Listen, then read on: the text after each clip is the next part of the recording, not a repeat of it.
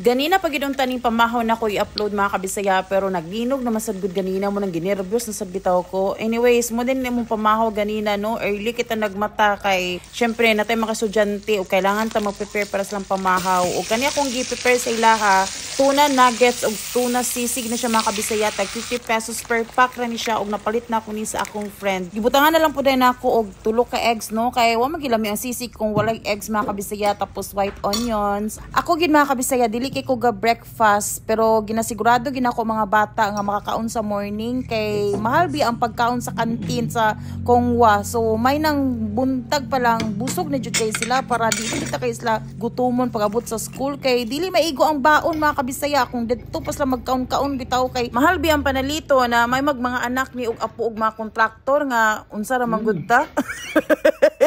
Heavy meal akong gina-prepare gid sa ilaha kay para gyud mo kuan gyud bitaw sugakod padulong hapon. Human na magpamahaw ana, gidritso na pud ako sa gatod as early as before 7 ginhatod na ginako na sila no. Og mo na din to mga kabisaya, igo gid ko nakasulod aning balay, naglinog na pud aning CDO. Ginervyos na sad ko ba pero in fairness sa Kongwa School gina-ensure gid nila ang safety sa mga bata.